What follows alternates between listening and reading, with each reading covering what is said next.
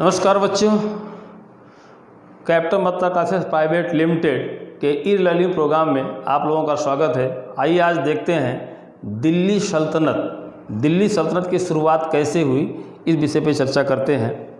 तो जैसा कि दिल्ली सल्तनत पर हम लोग चर्चा करने जा रहे हैं, तो दिल्ली सल्तनत के विषय में अगर देखा जाए तो दिल्ली सल्तनत का जो टाइम पीरियड है वो 1206 ईस्वी से और 1526 ईस्वी के बीच माना जाता है।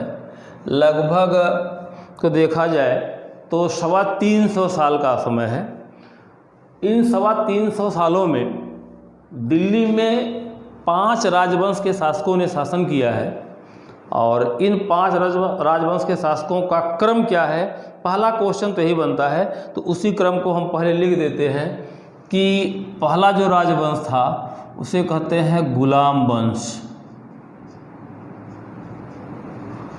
गुलाम वंश का जो टाइम पीरियड था वो 1206 ईस्वी से 1290 ईस्वी तक माना जाता है।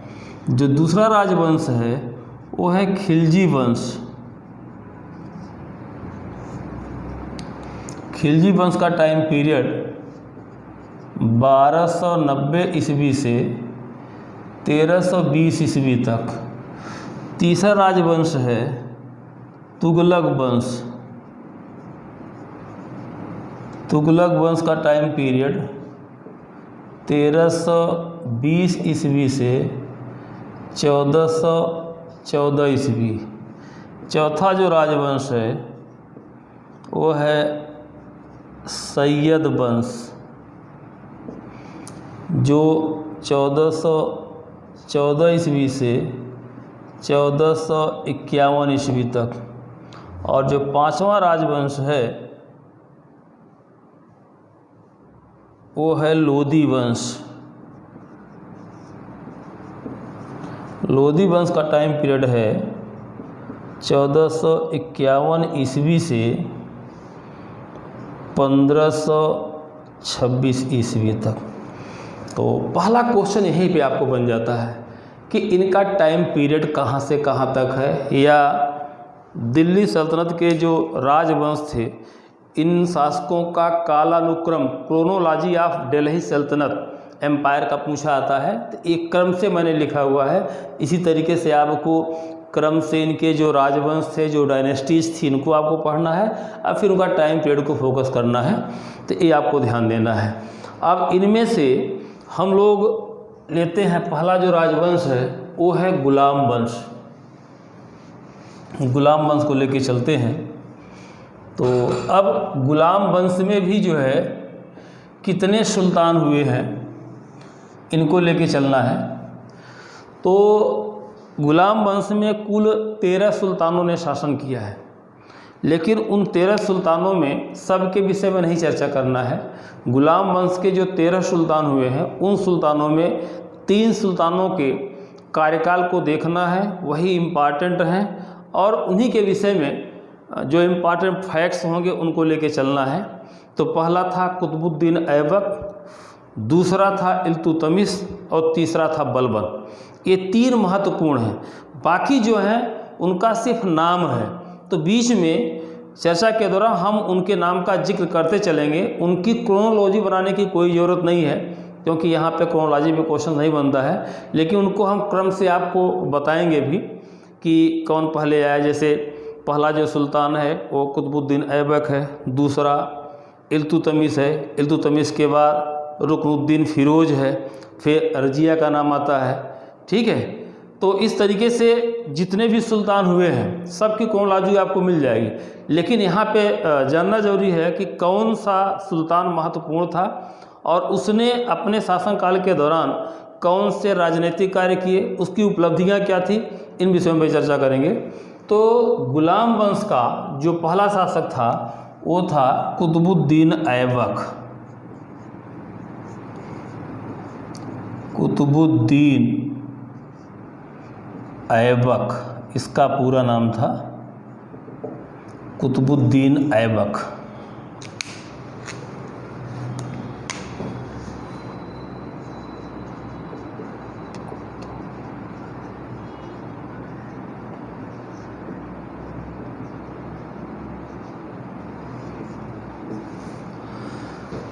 कुतुबुद्दीन ऐबक के बारे में कहा जाता है कि यह मोहम्मद गोरी का सबसे वफादार सेवक था और ग़ुलाम था, और उसकी मृत्यु के बाद जितने भी सेना नायक थे सब लोगों ने इसे अपना नेता चुना।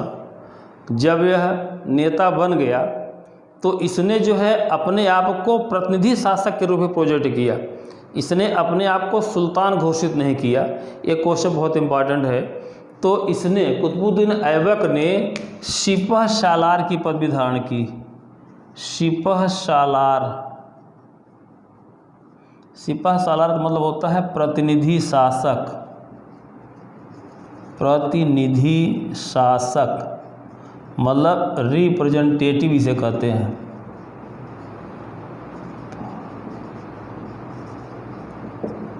प्रेजेंटेटिव आप जो है मोहम्मद गोरी सिपह सालार कहा, इसने सिपह सालार की पदवी धारण की और इसने कभी भी सुल्तान की उपाधि धारण नहीं की।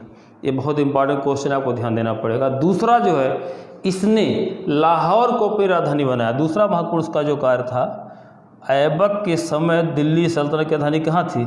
लाहौर इसकी राजधानी थी। लाहौर को इसने राजधानी बनाया और पूरे दिल्ली सल्तनत को इसने 4 प्रांतों में बांटा। ये आपको ध्यान देना पड़ेगा।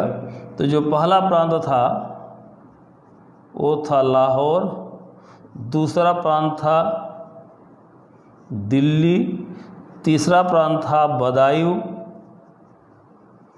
और जो चौथा प्रांत था वो था बंगाल।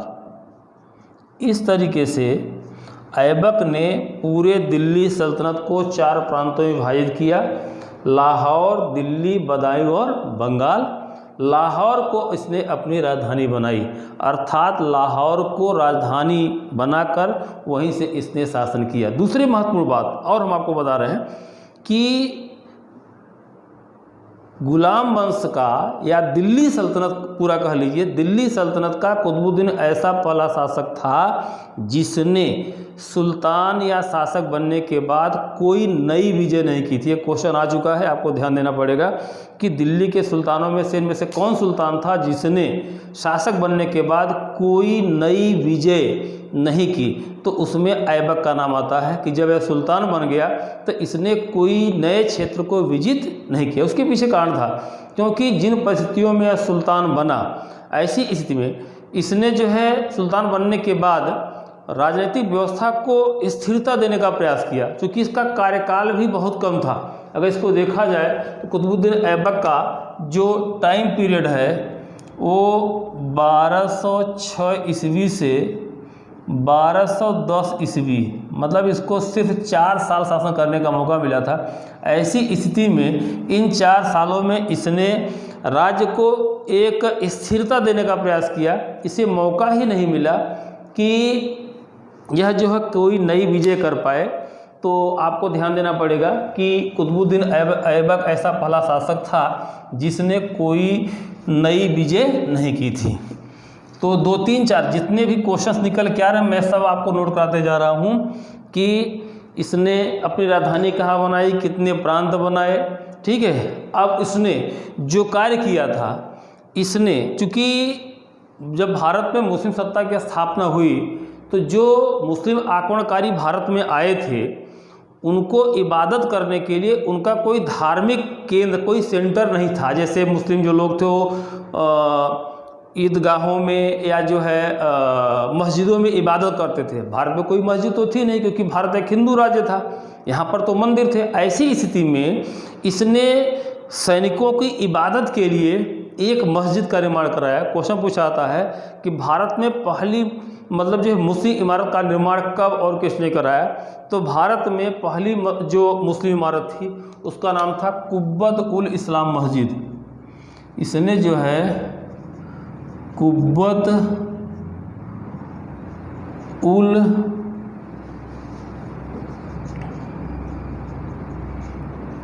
इस्लाम मस्जिद का निर्माण दिल्ली में कराया है। यह दिल्ली में थी। यह भारत में प्रथम मुस्लिम इमारत थी, प्रथम मुस्लिम इमारत।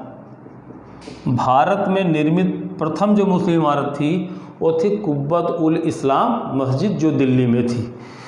ठीक है, उसके बाद उसने एक दूसरी जो है मस्जिद बनाई थी वो अजमेर में बनाई थी, वो था 2.5 दिन का झोपड़ा। 2.5 दिन का झोपड़ा मस्जिद इसने जो है बनवाया, यह थी अजमेर में। अजमेर में ये भी जो है कुतुबुद्दीन ऐबक ने बनवाया था। तो 2 प्रमुख इमारतें, कुब्बत उल इस्लाम मस्जिद और 2.5 दिन का झोपड़ा।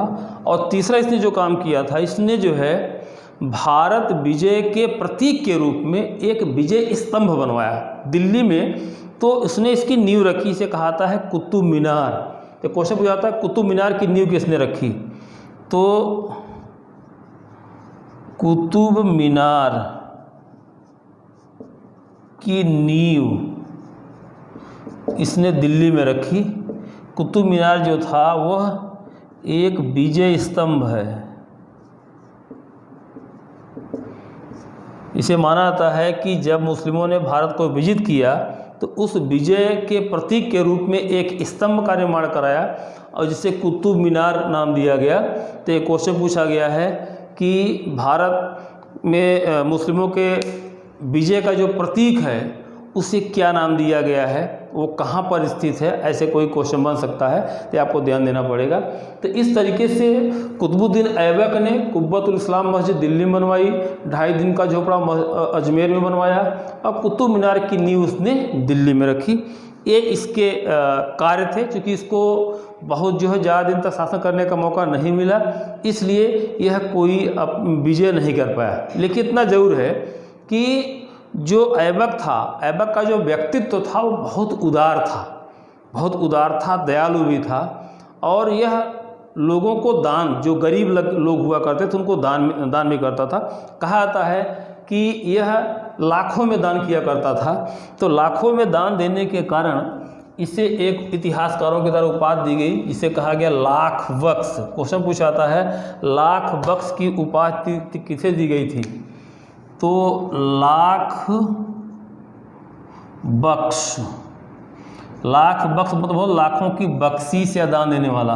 तो ये जो था ऐबक था, ऐबक को लाख बख्श की उपाधि दी गई थी। तो कुतुबुद्दीन ऐबक पे 3-4 क्वेश्चन बनते हैं, वो सारे क्वेश्चन मैंने आपको यहाँ पर दे दिया कि लाख बख्श की उपाधि, 2.5 दिन का झोपड़ा, कुब्बतुल इस्लाम मस्जिद और उसकी राजधानी, प्रांतों का विभाजन, ये सारी चीज़ें मैंने आपको बता दी है। इससे ज़्यादा क्वेश्चन इस पर नहीं बनते हैं।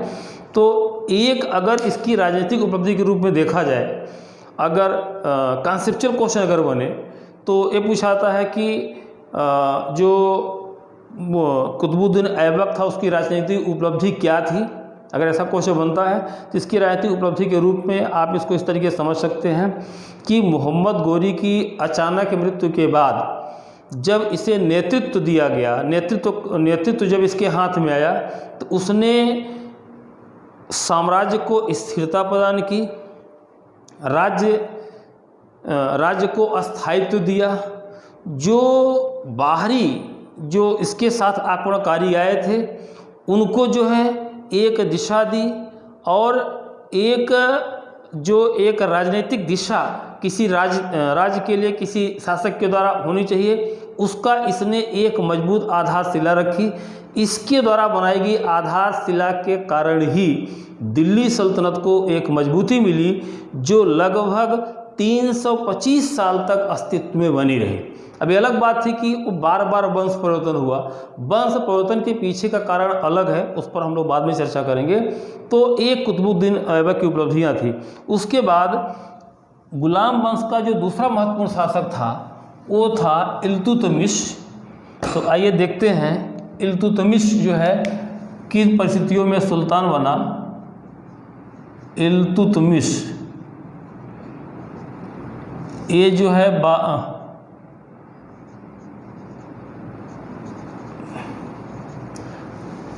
इल्तुतमिश 1210 ईस्वी से 1200 36 ईस्वी तक शासन किया। इल्तुतमिश ऐबक का दामाद था। पहली विशेषता, यह ऐबक का दामाद था। उसके समय में यह बदायूं का सूबेदार था।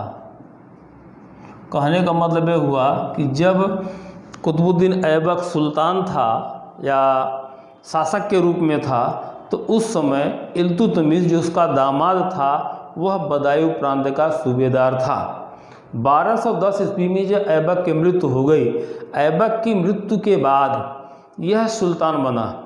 अब यह तुरंत सुल्तान बना या कुछ दिन बाद बना, इस पर इतिहासकारों में मतभेद है। कुछ इतिहासकार कहते हैं कि उसकी मृत्यु के बाद कुतुबुद्दीन ऐबक का पुत्र था, सुल्तान बना, और चूँकि उसमें सुल्तान बनने की योग्यता नहीं थी, ऐसी स्थिति में इल्तुतमिश और उसके बीच युद्ध हुआ। उस युद्ध में इसने कुतुबुद्दीन ऐबक के पुत्र को पराजित किया और स्वयं को सुल्तान घोषित कर दिया। जो भी रहा हो, लेकिन वास्तविक सुल्तान के रूप में ही है। तो इल्तुतमिश को दिल्ली सल्तनत का वास्तविक संस्थापक कहा जाता है। दिल्ली सल्तनत का वास्तविक संस्थापक, बहुत इम्पॉर्टेंट क्वेश्चन है, वास्तविक संस्थापक कहा जाता है दिल्ली सल्तनत का। इसने पहला जो महत्वपूर्ण कार्य किया, इसने कुतुब मीनार को पूर्ण कराया। कुतुब मीनार को इसने पूर्ण कराया। क्वेश्चन पूछा आता है, कुतुब मीनार की नींव किसने रखी, कुतुब मीनार को पूर्ण किसने कराया? तो आपको इसमें इसका आंसर मिल गया। अब चूँकि इल्तुतमिश जो था वह एक योग्य व्यक्ति था, उसमें शासक बनने की पूरी योग्यता थी, इसलिए इसने जो है अपने आप को सुल्तान घोषित किया और इसने दिल्ली को अपनी राजधानी बनाया। कुतुबुद्दीन ऐबक के समय दिल्ली सल्तनत की राजधानी लाहौर थी, लेकिन जब इल्तुतमिश सुल्तान बना तो इसने दिल्ली को अपनी राजधानी बनाई। अब उसके बाद इसने दिल्ली सल्तनत का राज विस्तार करना शुरू किया। इसने कई युद्ध किए और सभी युद्धों में इसे विजय मिली। चूँकि अभी अभी दिल्ली सल्तनत की स्थापना हुई थी, ऐसी स्थिति में इसके पास प्रशासनिक अधिकारियों की कोई एक फौज नहीं थी या इसके पास योग्य पदाधिकारी नहीं थे। क्योंकि जो भारत के मूल निवासी थे, ऐसे लोगों को वे शासन प्रशासन में भागीदार बना नहीं सकते थे। ऐसी स्थिति में इल्तुतमिश ने बड़े विवेक से कार्य लेते हुए उसने जितने भी मुस्लिम कम्युनिटी के जो लोग थे या मुस्लिम सेना नायक थे, उनमें से उनको योग्यता के आधार पर इसने पद देने की प्रक्रिया शुरू की। उसने एक समूह बनाया जिसे कहा गया तुर्कान-ए-चहलगानी। इल्तुतमिश ने अपनी सेना में प्रशासनिक पदों पर नियुक्ति करने के लिए एक समूह बनाया जिसे कहा गया तुर्कान-ए-चहलगानी।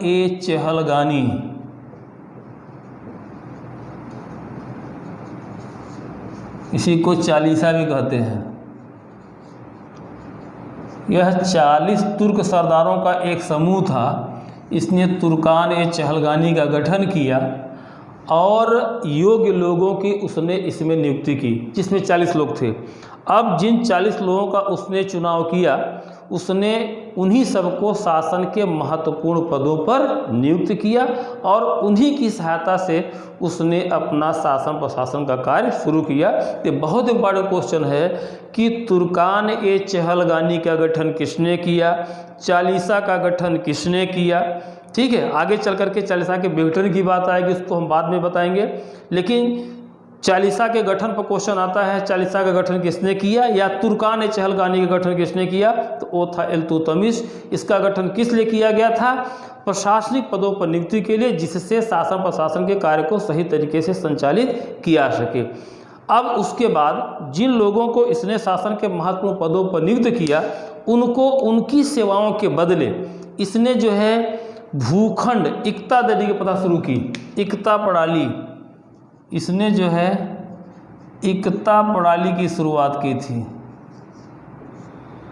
तो क्वेश्चन पूछाता है इक्तादारी व्यवस्था या इक्ता प्रणाली की शुरुआत किसने की थी? तो इसका आंसर होगा इल्तुतमिश। इल्तुतमिश ने दिल्ली सल्तनत में इक्ता प्रणाली की शुरुआत की थी। इक्ता का मतलब था भूखंड, भूमि का टुकड़ा। वह उन लोगों को दिया जाता था जिसे शासन के किसी महत्वपूर्ण पद पर नियुक्त किया जाता था और उसकी सेवाओं के बदले उसे भूमि का एक टुकड़ा दिया जाता था जिसे इक्ता कहा जाता था। चूँकि यह एक परंपरा स्थापित हुई इसीलिए एक प्रणाली या सिस्टम कहा गया। इक्ता सिस्टम, इक्ता प्रणाली या इक्तादार व्यवस्था जो है वह दिल्ली सल्तनत में स्थापित की गई और आगे यह चलती रही। ठीक है, तो इक्ता प्रणाली की बात आ गई। इक्ता प्रणाली की शुरुआत जो है इल्तुतमिश ने किया था। क्योंकि इल्तुतमिश ने दिल्ली सल्तनत के विस्तार के लिए कई क्षेत्रों को विजित किया।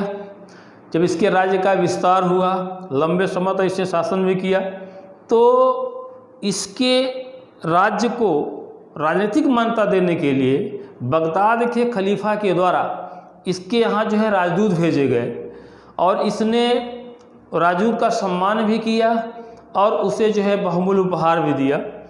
इसके साथ साथ 1221 ईस्वी में पहले जो है एक घटनाक्रम है, 1221 ईस्वी में दिल्ली सल्तनत पर चंगेज खां के आक्रमण का भय उत्पन्न हुआ। ऐसी स्थिति में चंगेज खां के आक्रमण से दिल्ली सल्तनत को बचाने के लिए इसने कूटनीति का सहारा लिया। हुआ ये था कि मध्य एशियाई शासक चंगेज खां ने पहले ईरान पर आक्रमण किया। तो ईरान का जो शासक था, जो शाह था, वह जो है ईरान से भागा। ईरान से भाग करके वह जो है भारत में घुस आया और भारत में इल्तुतमिश से राजनीतिक शरण मांगने लगा। ऐसी स्थिति में इल्तुतमिश ने ईरान के शाह को, उसका नाम था कुतुबुद्दीन मांगबरनी नाम था उसको राजनीतिक शरण देने से मना कर दिया। उसने कहा कि अभी अभी दिल्ली सल्तनत की स्थापना हुई है, दिल्ली सल्तनत के बाद अभी इतनी क्षमता नहीं है कि वह जो है चंगेज खां जैसे आक्रमणकारी का सामना कर सके, इसलिए कृपा करके आप हमारी सीमा को छोड़ करके चले जाएं। तो जब इस प्रकार की बात इसने जो है ईरान के शाह के समझ रखी तो उसने भारत की सीमा को छोड़ दिया। जब उसने भारत की सीमा को छोड़ दिया तो चंगेज खां ने भी भारत पर आक्रमण नहीं किया। क्वेश्चन बहुत इंपॉर्टेंट है कि किस सुल्तान के शासनकाल में भारत पर चंगेज खां के आक्रमण का भय पैदा हुआ था? इसका जवाब है इल्तुतमिश, वो 1221 ईस्वी। उसके बाद 1226 ईस्वी में, 1226 नहीं 1229 ईस्वी है, 1229 ईस्वी में बगदाद के खलीफा